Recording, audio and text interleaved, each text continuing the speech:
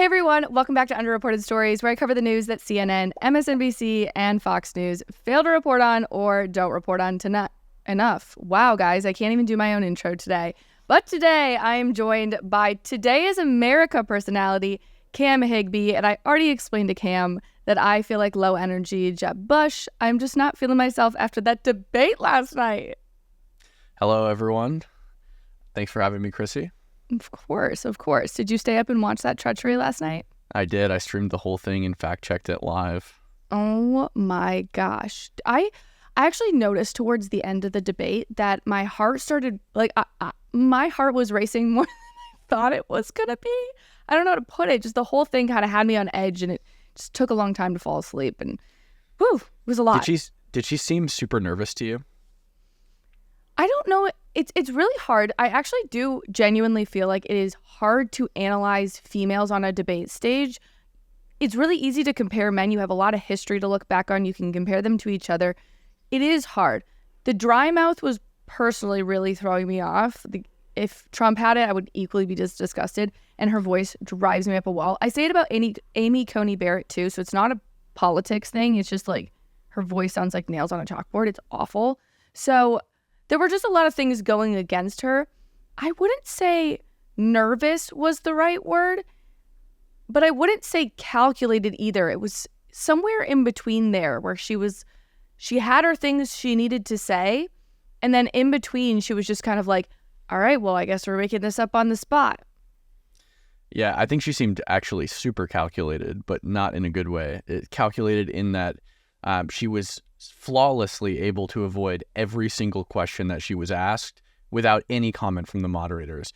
They'd be like, so tell us what you're going to do differently in the Biden administration. She's like, all right, well, why don't we talk about where this started? It's like, that's not what you were asked, but okay. And of course, if Trump does it, they call him out. Yeah, okay, so initial thoughts aside, a lot of people, I posed this. So I have a group called Story Seekers. It's on my Instagram. You guys are so welcome to join it. It's totally free. It's great. And I asked the Story Seekers, who do you think won the debate? Kamala, Trump, or David Muir? And everybody said David Muir. I know it's like this typical conservative talking point at this point that the moderators are so biased, but I don't know who actually won the debate. I cannot tell you Trump won or Kamala won because the moderators played such a big role that if the moderators weren't there to help prop Kamala up, would she have won? Yeah, I think they asked her hard enough questions, but you'll notice like subtle differences in the way that they treated each person. Like if Kamala avoided a question, they say nothing. Thank you, Vice President. If Trump avoided a question or spent his time responding to Kamala, sir, that's not what we asked you. It's like, okay, keep the same energy. There was one question in particular that really pissed me off when I believe it was David Muir talking to Trump about Ukraine. How would you stop the war? Like, do you want Ukraine to win the war? And I was just sitting there. I'm like, what idiot came up with this question and then decided that they wanted to hammer in on the question? The reason he's not responding isn't because he doesn't like Ukraine. That's not the point. The point is that if he wins the election, he needs to get on a negotiating table and negotiate on both sides. He's being strategic, not ambiguous. And so when David Muir was pushing in on this, it really showed to me that he just has no idea who Trump is. He's villainized him in his head. And he wants to make sure that the Democratic base, the people that hang Ukraine flags outside of their house over American flags, remember that Donald Trump didn't answer that question. Like, what a dumb way to moderate a debate. Yeah. Another thing that's interesting, too, is Kamala Harris after said that Trump called Putin brilliant for invading Ukraine, but that was a lie. He called Putin's strategy brilliant. But just because you think that somebody did something with some degree of intelligence doesn't mean that you support what they did. Like, I could acknowledge that Hitler was brilliant in his overtaking of Germany. You have to be smart to sort of overtake an entire country from nothing, right? But that doesn't mean that I support what he did. Obviously, I don't. So I just think it's interesting. She had all these gotchas that were just total lies. Yeah, okay, the biggest one I caught, though, blaming Trump for COVID. Like that, Yep. I was actually cackling. He did COVID. Oh yeah, Trump started COVID. That one was such a lie that I think there are people out there that watched that were like, okay, come on, that's not truthful. Yeah. She also said that Trump was responsible for the highest unemployment rate since the Great Depression, which is true. Well, not true. It's true that in 2020, we had the highest rate of unemployment since the Great Depression. It was at 14.8% in April. The pandemic started in March. But what's also true is that in February, the unemployment rate was 3.5%, which is lower than the current unemployment rate, which as of August 2024 is 4.1%. So I don't know where she was going with that. And by the way, the last whole year that the unemployment rate was 3.5%, which is just the month prior to the pandemic, not even the lowest point during Trump's administration, was the year we landed on the moon. So Stop. The lies were out of hand. But I do want to fact check both sides on this because I don't want to be like, we're not hack journalists, okay? We're real journalists, and so we're going to show both sides. I couldn't stand on both sides last night, too. This tendency to say, Kamala's policies are bad, also Kamala has no policies. Kamala literally said, Donald Trump has no plan for you, but also Project 2025 is bad and that's his plan. Do you have a fucking plan or do you not have a fucking plan? Like, be straight up with me. I want to know. I think the strategy there for Trump, and I think Ross Geller from Friends said it best, pivot. He sucked ass at pivoting last night. All he needed to do was take Kamala's question, pivot. Okay, then why have you not done it? Oh, Kamala has a policy proposal. Then why haven't you done it? She has another policy proposal. Well, if it's such a great proposal, why didn't you put it on your website sooner? Why didn't you run on this? I'm so confused. Like, oh, it was infuriating last night. That part was just...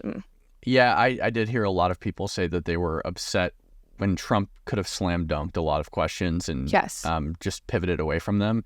But I've noticed he does that a lot in the debate stage where, like, I mean, you and I have seen him speak in person, and he does fantastic. He talks about specific policy proposals, specific things that the current administration does that he doesn't like, but he just doesn't do that on the debate stage for some reason. But I will say that Kamala Harris did not have a published policy platform until yesterday morning, and that published policy platform has almost no actual policy proposals. Like, we're going to lower housing costs. Okay, how?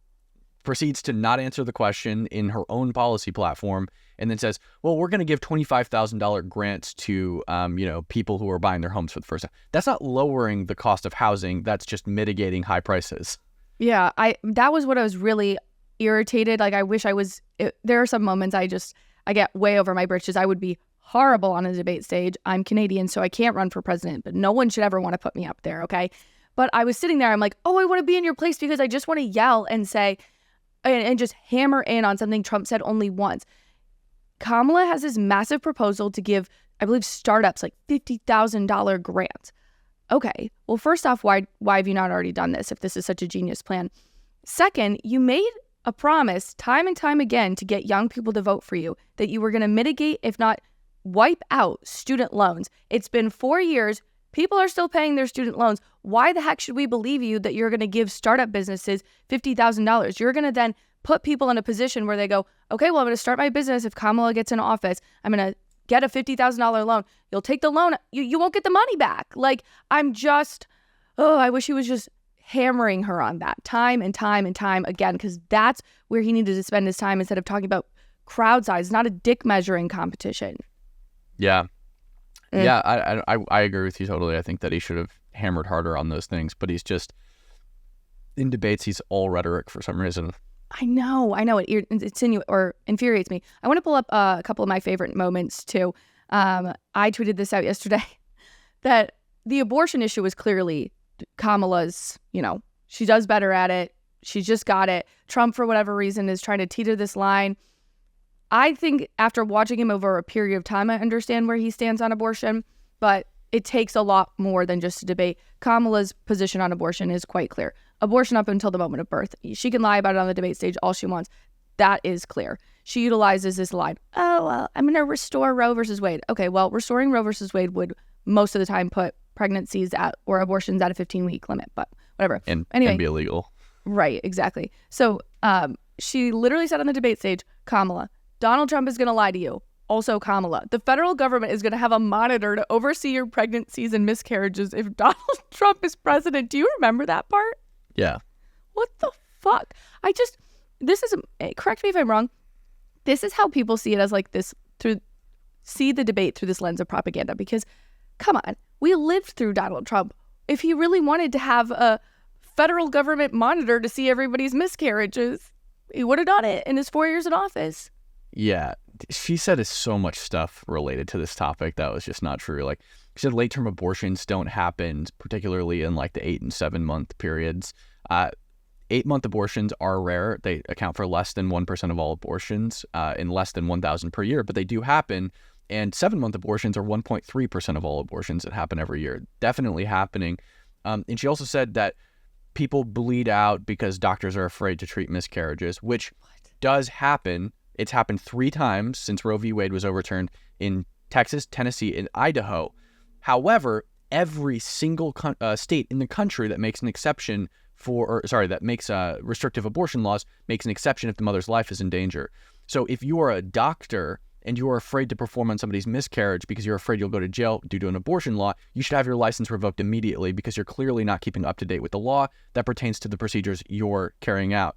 You should probably learn these things if you want to be a doctor who practices medicine and surgery in any state. And also, I say pertains to your procedures, but this law doesn't actually pertain to their procedures. It's an abortion law, not a law about miscarriages. And it clearly makes it an exception with unilateral authority to the doctor to decide if the mother's life's in danger.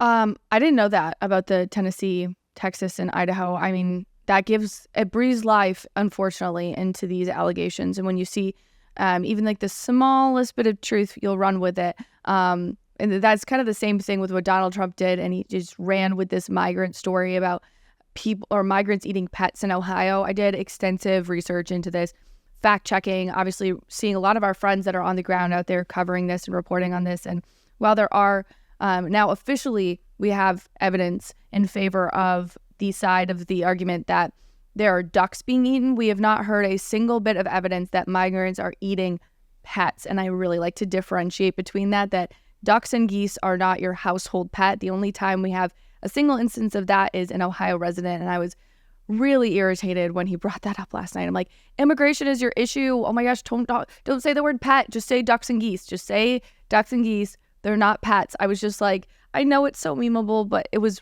really, really frustrating. But immigration obviously was a big part of the debate. So I was scrolling through TikTok this morning. I obviously sent you a video at the last second.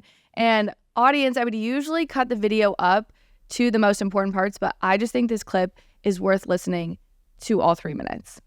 I need this message to go out to our vice president who's running for president. I have heard all over social media about, excuse me if I say anything wrong, immigrants getting loans, money. It was hard for me to believe. It was just extremely hard for me to believe. I've been in business such a long time. Back in 2019, I purchased my first food truck. It cost me over $25,000. I paid it cash money. I worked hard to pay for this truck. I'm now selling it because I'm doing other things, but I'm selling it. I had a guy come to look at purchasing my vehicle or my food truck, and he explained to me he's an illegal immigrant. He has no credit. He has no money in the bank. But he showed me his paperwork that he will receive funds to purchase my food truck. I'm thankful that he's buying it, but I'm hurt that I worked so hard to pay cash for my food truck. I have good credit, can't even get a business loan because of the color of my skin. I have veterans in my family. I'm a veteran. I've been self-employed for so long. But somebody, please tell me, how do I work so hard to have somebody who comes to this country, not long, no credit, and he shows me paperwork where they'll be funding him money to buy my food truck. And when I talked to the bank, they told me usually they have to go straight to a dealership because I'm a private sale. But for special circumstances, they're going to, they allow it. But I need my president to tell me why I worked so hard all these years, all these decades. Couldn't get a business loan, but I bust my ass to get the money to create my business. And we got immigrants coming here. And they're getting money. Money! We're doing nothing but just being here. It's not right, and I want answers. Honestly, I'm not going to lie. When I was sitting there eating my toast, watching that video this morning, I teared up. That was freaking sad. Yeah, it's really sad. And a lot of states are doing this, where they provide programs to illegal immigrants so they can have a leg up against actual natural-born U.S. citizens. I don't get it though. Like I don't get the rationale behind it. I say this on my podcast all the time, Cam. I like to try and see things from both sides. I like to try and understand what the left is thinking. I think it makes me a better debater. I think it makes me a better commentator, journalist, etc. I really, really try my hardest to see both sides. It's really hard to debunk the typical conservative narrative that Democrats just invite illegal immigrants in here and incentivize illegal immigration to do anything but have them be a voter base in the future. And policies like this only stand to further that idea. Am I wrong? Yeah, no, you're totally right. Yeah. It's frustrating. Anyway, that video really, really hit home. I thought it was so sad. But without further ado, let's just get into the 5 underreported stories that you need to know. Yeah? All right. So we've been talking a lot in underreported media about the Venezuelan migrant gang Tren de Aragua. This is the same gang that took over apartment complexes in Aurora, Colorado. And the New York Post has a new story. Members of Tren de Aragua have been taking over a hotel in El Paso, Texas, and turned it into a hub of fighting and drinking, according to authorities. This is not just reports. This is police officially saying this. What have you thought about this whole Tren de Aragua saga? Yeah, I think it's interesting that you'll have two politicians that disagree with each other on what's actually happening in their own jurisdictions. So like the governor of Colorado had a disagreement with the mayor of Aurora in whether or not this thing is actually happening. I also, the interesting thing is that Kamala Harris in the Biden administration will not take any form of credit for the current border crisis. But I was at the border in Eagle Pass about a year and a half ago now, and I interviewed Border Patrol agents just randomly, just came up to them and, we asked them if we could have a conversation, and they told us that they're on welcome mode, that there's top-down orders for them to stand down if they catch somebody, to take them to processing facilities where they're allowed to legally re-enter the country. Yeah, no, I've been down to the border too, and it was one of the craziest experiences of my entire life, seeing people come in. Really, I don't know if you got to witness the actual crossing of the border. Mm-hmm.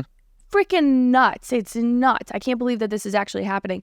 And I'm trying to decipher right now whether, and I'd love to hear your take on this, whether Tren de Aragua is just kind of the new hot MS-13. Because remember, 2-3 years ago, MS-13 was the big thing. Everybody was talking about this gang from, I forget where they're located or where the initial MS-13 gang came. But it was really, most of the crime that was happening at the hands of MS-13 was in New York and New Jersey. We were seeing girls being killed, machetes being wielded at people. It was crazy. And so I'm really trying to differentiate between whether Tren de Aragua is just the latest iteration of MS-13 and they're just kind of going to go into the shadows, or whether this is really, really problematic and this is going to be something that continues to grow in America. It's not going to be subsiding.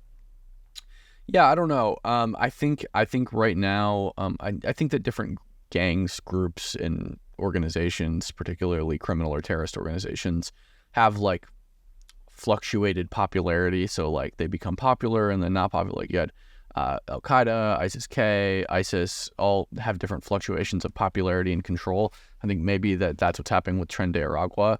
I believe that MS-13 came from El Salvador, and their motto is literally kill, steal, rape, control, which is interesting because There's always this line that Trump said, they're coming from Mexico, they're rapists. You know, he's talking about MS-13, whose motto literally includes rape in it. So yeah. No, you're not wrong. Thank you for the fact check on that. This way we can always rely on you for that. I could be wrong. I think it's El Salvador. I think you're right too. It wasn't Mexico. I know that, but I can't remember off the top of my head. Maybe we'll fact check if somebody in the comments could drop a comment about that. That would be awesome. My last question on this subject, though, very curious. Just the political motivations here. So, Tren de Aragua, obviously big problem. Biden administration not doing anything about this. Now, I just feel like it's bad politically to not do anything about this, right? Just go in there if you're the Biden administration. You don't need to do your whole deportation thing and deport all the illegal. Obviously, you're not going to do that. You don't need to shut down the border. No one's going to care. Women are still going to vote for Kamala because of their abortions. Doesn't matter. If you want to win on this issue, I know that there's conversation about them going into a second debate.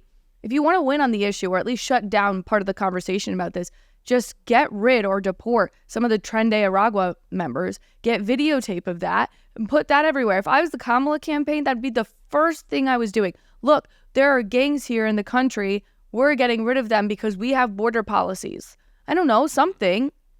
Yeah, I think that they don't care. I think that they've pretty much sealed their side of the border argument already when they tried to pass that border bill, and it was shut down by the Republican Party. And they use that as cannon fodder. Like, Trump shut down this border bill. Like, if he'd rather run on an issue than run on a whatever. You know, she said it last night. But in reality, the reason that bill was shut down, it doesn't seem to me was because Trump wanted to run on an issue. It seems to me that the reason it was shut down is because all of the security provisions that it provided for the border only take place if 5,000 or more illegal immigrants cross the border in a 7-day period. That's not good enough. And if you pass that border bill with those terrible provisions, it's going to be exponentially more difficult to pass an actually good border bill in the future that provides securities under all circumstances. And it also had Ukraine and Israel funding, which I support both of those things, but I also understand there are people in my party who don't support those things, and they have every right to shoot a bill down that contains those things. If you actually want to pass a bill, Democrats, if you actually want border security, don't have the limit and pass a single issue bill. If you're passing a bill that has something that we objectively need, but then you say, well, we're going to throw all this other stuff in it too, don't be surprised when it doesn't pass. Yeah, I think it was a lose-lose for Democrats, and Republicans are doing the exact same things to Democrats right now. We were talking about this in the podcast on Tuesday about how the SAVE Act, which is that immigration bill, or the bill that doesn't allow immigrants to, you have to have, citizenship in order to vote. You have to show that in order to register to vote. That has been put into some of the continuing resolutions or budget deals that are going on in Congress right now. And it's so fascinating to watch because that's a total lose-lose for Democrats. Either they're going to vote it down and they're going to say, yeah, we don't want you to have to show that you're an American citizen in order to vote, or they pass it and it's good for the election. So it's a lose-lose on both sides. This always happens in politics, typically. But yeah, that was definitely another Kamala lie we saw. I do want to move on to our next story. It's actually breaking from you. So a professor at the University of Miami, his name is George Gonzalez, was giving a lecture. And according to audio recordings obtained by none other than our guest, Cam, this guy told students that Trump admires Adolf Hitler and he wants to Nazify the government. Capitalism is bad. Oh, and there's no use for independent nations. Spill the tea, Cam. What happened here? Yeah, so this happened, I want to say maybe 4 months ago. No, it had to have been more than that, maybe 6 months ago. It was just at the tail end of me working at PragerU. A student reached out to me and she said, hey, I'm a fan of your work. I have these recordings I took of my teacher who's like an insane Marxist who hates Trump, and all of his lessons are just copy and paste. He just repeats the same things he said the day prior and talks about how much he hates Trump and Trump's Nazi and blah, blah, whatever. So I have 3 hours, probably close to 3 hours worth of recordings of him just ranting. Star Trek is an unambiguous philosophical text that's responsible for the passing of the Civil Rights Act. He talks about how the modern Enlightenment was brought about by Karl Marx, the father of communism. I really want to go back. Trek. Explain the Star Trek thing to me. I'm not into any of that. I don't know. He thinks that Star Trek brought about civil rights. Can you Yeah. explain that? Like, if you're trying to explain it from his point of view, I'm lost on that argument. I believe he thinks it's because Star Trek had female and black actors in the 1960s. I think that's why he believes that without Star Trek, there would be no civil rights. What the fucking Yeah. fuck? Had nothing to do with MLK. It was all Star Trek guys. Wow. Okay. Very hot take. Thank you for that. Okay. So he believes Star Trek started civil rights.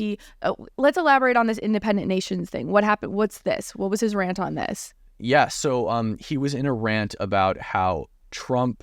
Oh man, this was really weird. He jumped from Trump went to the UN and said that he'll always put America first, to Trump hates globalists, to Trump is anti-Semitic because globalists is a code word for Jews. And then he went on this whole thing of like how the president should be helping other countries. And then another student chimed in and said, well, that's not the job of the president. The president's job is to protect America in the interests of Americans.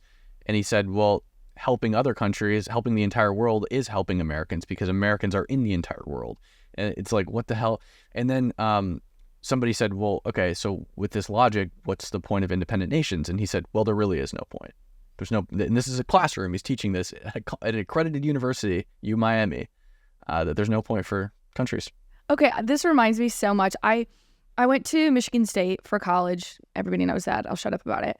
But I loved it there. And I only ever had, I would venture to say, one really, really bad teacher. I had a couple who had questionable moments, but all around were very respectful of my opinions. And in fact, when I told them, or when they kind of figured out that I was conservative, they were extra nice to me. And I think I got better grades in the class because they were afraid of me, which, yeah, clearly I'm just all 5'3" of me. It's just, we instill fear here.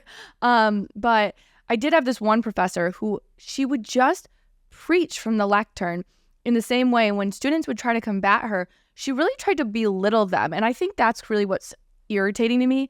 I actually don't mind if a professor has bias, and you can even kind of see it a little bit. Yes, it's just natural. They're human beings. What really pisses me off is the way that they try to combat people that come at them, right? The second professor I did have was my study abroad program, Asefa. Oh, Asefa, I will never forget you, trying to stifle my independent thoughts. No, I'm kidding. But I would debate them, and I would try to push back, and it wasn't an actual explanation of what happened. You know, it wasn't, oh, well, I see your point here, but this is how I see it. Or does anybody in the class want to discuss this? It was really just, you're wrong, I'm right, about political opinions. I'm curious, did you ever have stories like that when you were in college?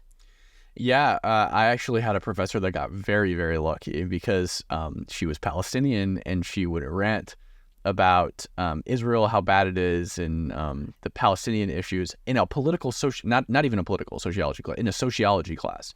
All she would talk about is Donald Trump, Hillary Clinton, and Palestine. And she got really lucky because anybody who's familiar with my content knows that that's one of my primary topics, but I didn't know anything about it at the time. So she got really lucky. She missed me by an inch. I didn't know that you went to Michigan State. I gave a speech on the steps of the Capitol in Lansing in 2020 or 2021 during the pandemic. Oh, really? For what? Yeah. I don't know, some event.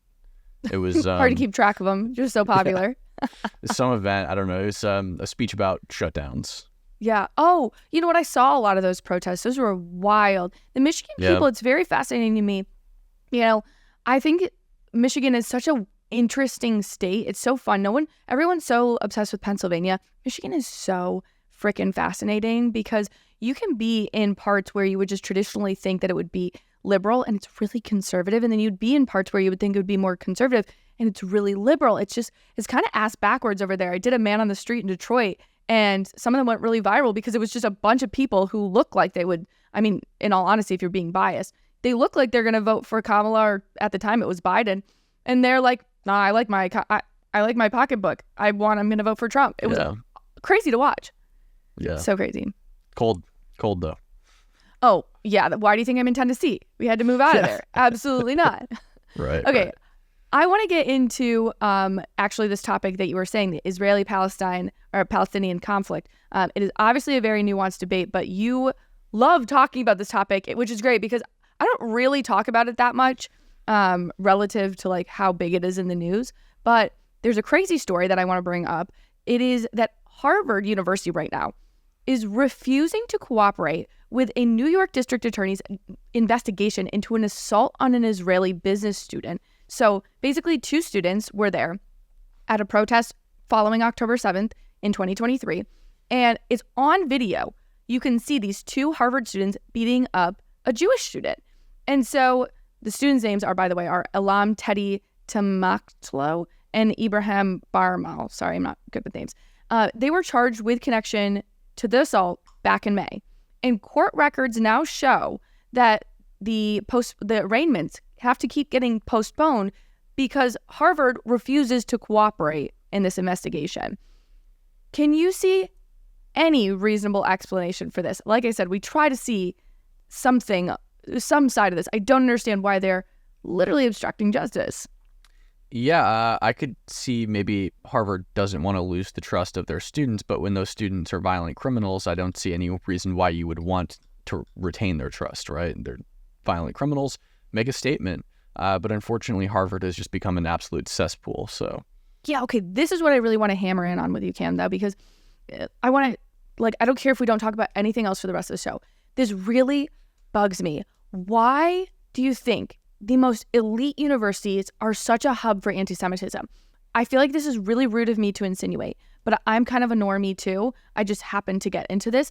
But is it just because the less esteemed universities, like a Michigan State or something, I know it's kind of on those campuses or whatever, but is it just because we have a normal student body and we don't have people that make politics our whole personality? Or is there just something specifically ingrained in these elite universities? What am I missing in this conversation?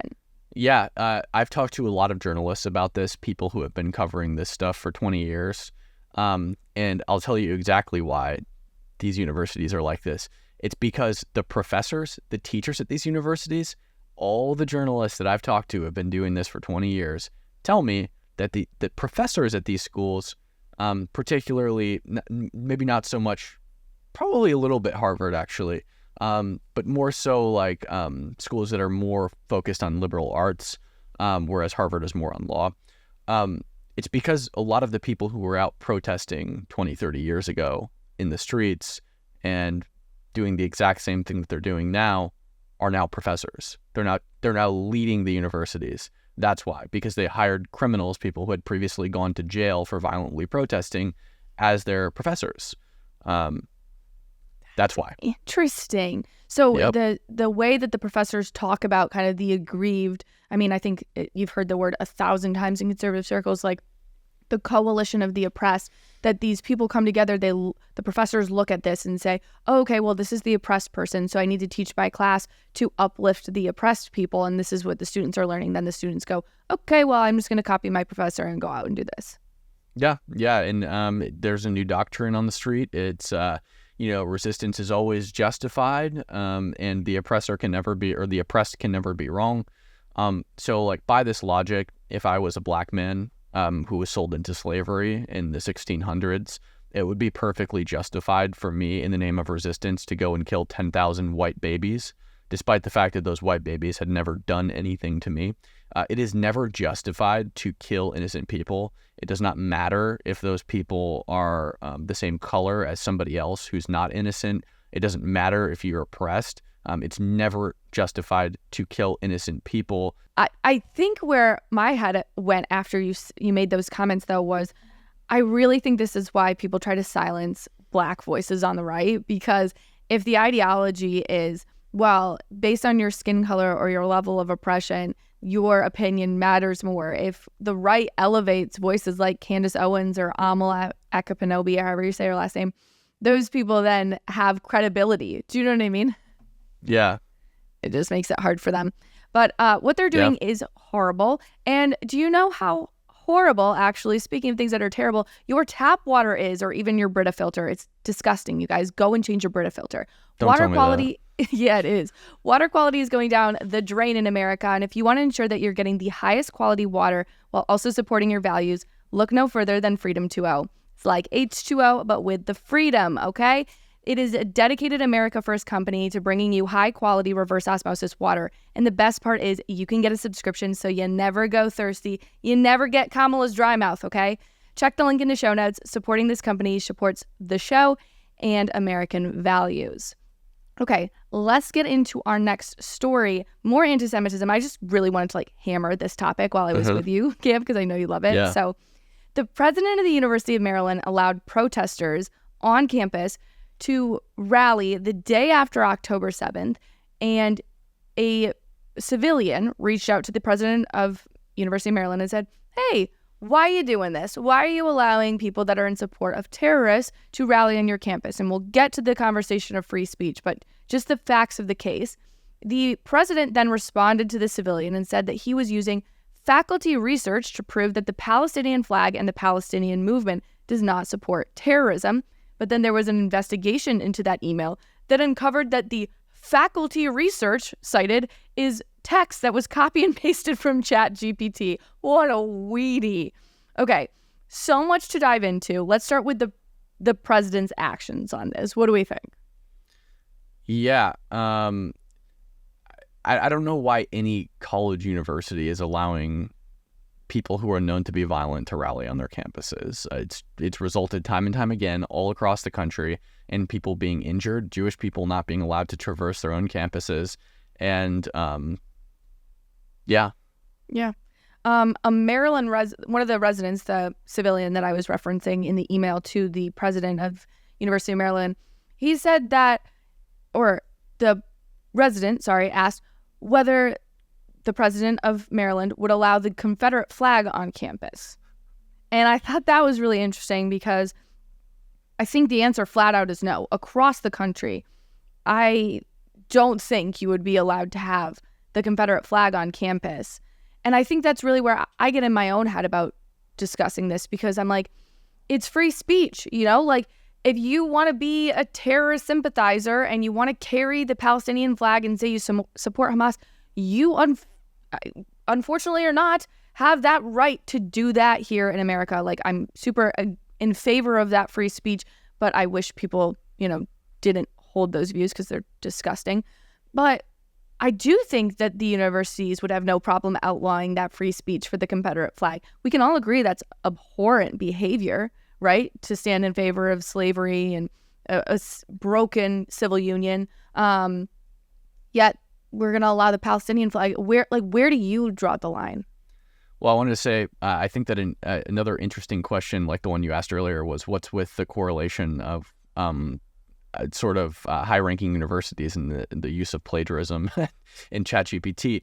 But on top of that, I don't know why anyone would allow this. And by the way, to the audience, when Chrissy said earlier that they are saying they support Hamas and stuff, that's not an exaggeration. I was just at a protest 2 days ago, and they literally said, red, green, and white, we support Hamas in this fight. They also said, one side is right, one side is wrong. We're the side of Al-Qassam, which is the Al-Qassam Brigaders, or the military wing of Hamas. They walk around. It's in public park. They walk around with signs that say "Students for Al-Qassam." They wear green headbands. When I was in Chicago with the DNC, there was somebody with Hamas headband. I was like, "Hey, what's your headband?" This is the military wing of the resistance force fighting Israel. So Hamas, yes. Do you support Hamas? Yes. In all instances, yes. Do you support October 7th? Yes. It's just ridiculous. How are you going to tell me you support October 7th? I don't get that. I definitely can make it an argument for you in favor of being in favor of Palestine and wanting, Palestinians to have their own land, blah, blah, blah, blah. I understand. I've been to Israel twice, and one time we sat down with people who are currently, it's an Arab man and a Israeli man, and they live on a farm together, and they advocate together for unity and a two-state solution. I don't think that's personally possible, but that is current ongoing advocacy. I definitely see how you could get to that point of view. I don't understand how you can be in favor of Hamas and think you're on the right side of history. Yeah, I mean, they've just gone totally off of the deep end. I hate the dichotomy that they've created of, I'm pro-Palestinian and you're pro-Israel. I'm both. I'm pro-innocent Palestinian civilian, right? But what I'm not pro is Hamas hiding behind those civilians, hiding in schools. They just, the other day, those 6 hostages that were killed in the tunnel, the entrance to that tunnel is in a children's room. You can see they shot a whole video where they go down into the tunnel and they show where the people were killed. There's like posters of Mickey Mouse and murals of Mickey Mouse all over the walls. It was in a children's room is the entrance to that tunnel. They hide behind their own people, and that's not okay. And that's when I was saying earlier, like, civilian killing innocent people is never justified. The problem is that Israel isn't responsible for the deaths of these people. Notice how there's not a single military base in Gaza. Why is that? It's because they operate out of civilian areas. Yeah. It's done on purpose. I mean, it's very interesting to study the tactics that they use because it's really unlike anything we've ever seen before. And I think a lot of people who are not actually immersed in the long-standing history of what's been going on in that land and the infighting between Israelis and Palestinians and everything, even Hezbollah in the north and in Lebanon, without all that context, I think a lot of people start comparing it to what was happening with Afghanistan and Iraq and whatever, ISIS and everything. And it's just simply not the same. The game that we were playing with ISIS was, yes, they were irrational, but they didn't necessarily want to die. I mean, some of them obviously were terrorist bombers and everything, but there was like a level of civility in that. But even then, I mean, America was going in, and I believe the statistic, correct me if I'm wrong, was for every 1 terrorist we were killing or for every 3 terrorists we were killing 1 civilian. So it was like a 3-to-1 ratio. And in Israel, where you have to remember, you're not dealing with an organization, not that ISIS, I'm not saying ISIS is better than Hamas. That's really not my point here. But the tactics utilized in Gaza are so mind-boggling that the Western mind cannot wrap around how outlandish those tactics are and putting civilians in harm's way. And yet still, I believe the number, again, feel free to fact check me, is 1 civilian to every 12 terrorists that Israel is killing. Yeah, I don't have a fact check for that. I'm not 100% sure, but it sounds about right. They take this is the thing. They'll claim that they want to kill Palestinian civilians, that they want to just genocide them, kill them in mass, indiscriminately bomb, blah, blah, whatever. Okay.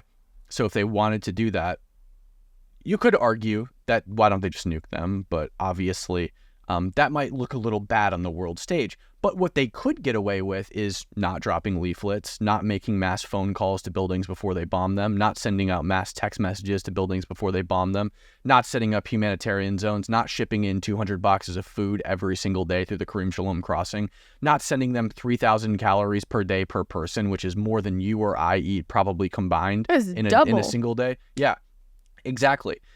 So they could get away with not doing all of these things because these are all things that the United States doesn't do when they're at war. We might send food sometimes, but what we don't do is make phone calls. We don't roof knock before we bomb a place. We don't send out mass text messages, and we don't generally drop leaflets. We did before, like Hiroshima and Nagasaki, but in general, we don't do these things before we bomb people. Yeah, because it warns the bad guys. Yeah, and we're not held to that same standard. I actually got to, when I was in Israel back in June, it was really cool. Like, we got to watch all of this happen in real life, and they have real footage that they showed us at an IDF base, the Israeli Defense Force base. It was so fascinating to see, but I could drone on and on and on about this. I do, just for the sake of time, want to get on to our final story, which is still kind of about this whole Israeli-Palestinian conflict, but it has my 3 least favorite elements in the world: racial affinity groups, students that sympathize with terrorists, and the fucking University of Michigan, okay? Hate that place. So at Michigan, the students kind of created, I actually did this at Michigan State with all the conservative groups too, but they created this coalition of student groups. So let's say 5 or 6 student groups, they all came together and they're one giant unity group. And they called their group tler. And in the tler coalition was the Black Student Union. And the entire coalition, the premise of it, was set in stone to demand that the university divest, cut ties with universities, companies, or organizations affiliated with the state of Israel. And the Black Student Union put out a statement with the coalition saying, like, we support Palestine, all that crap. And then they came out, like, less than a couple months later, like maybe 4 months later, saying that they're leaving the coalition because of the coalition's anti-blackness. I'm just like personally enjoying all of these groups exploding on each other, but how did we get here? I don't know if you've seen this, but on TikTok lately, there's been a lot of talk about anti-blackness in the Palestinian movement. Give me the tea. I don't get this. Like, I am very lost on this. I'll tell you this. I'm so unaware of drama around me that it's difficult even for me to put the pieces together. But from what I understand, there is a Palestinian TikTok creator who I have stitched many times. Her name is Maya Ayuni. Yes. She lives in Gaza, yeah? Yep. No. She does. I don't think she lives in Gaza. I think she lives in America because she's always wearing like very provocative clothing. Which she would not get away with in Gaza, by the way. You're right. So Maya, I just stitched her the other day because she complained that Palestinians can't even throw rocks at IDF soldiers without going to jail. So she's an idiot. Anyway, but apparently she was in a live stream with this other, either Palestinian or pro-Palestinian creator. And in that live stream, they said something about black people, something to the extent of like, what has the black community done for us? Or something like that, instead of a bunch of racist stuff. And then the black community kind of imploded on them. And it was this whole thing. And now she's apologized. But I've noticed a lot more of this since. Either people who are Palestinian or pro-Palestinian don't like black people have become more vocal about their discontent with the black community, or the black community has become more vocal about their discontent with the pro-Palestinian movement, or people on both sides are like, hey, why are we fighting? So it's just like an implosion, and leftists are at each other's throats right now over this and over a lot of other things. I'm obsessed with watching them eat each other. Like, come on.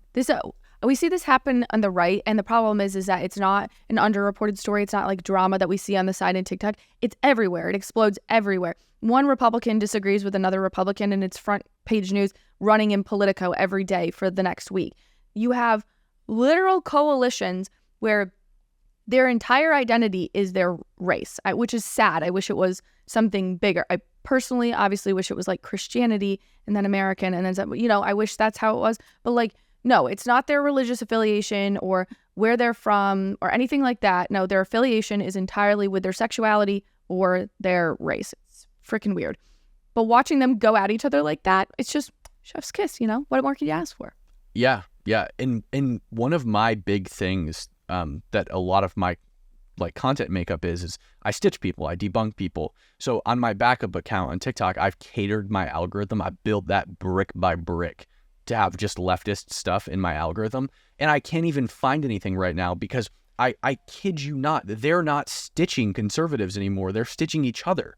Like my entire feed on that account that's catered for leftists is just them attacking each other over voting for Kamala. Like a lot of the leftists aren't voting for Kamala. Then there are other leftists who are arguing you should vote for Kamala, and they're just imploding on each other. It's unreal. Oh, I know. I don't know if this is really niche for followers, so apologies if you don't entirely understand this. These are two TikTok content creators. You've probably heard the name Harry Sisson. Cam, I know you have Harry Sisson, but for the audience, he's paid by the DNC. He's a content creator.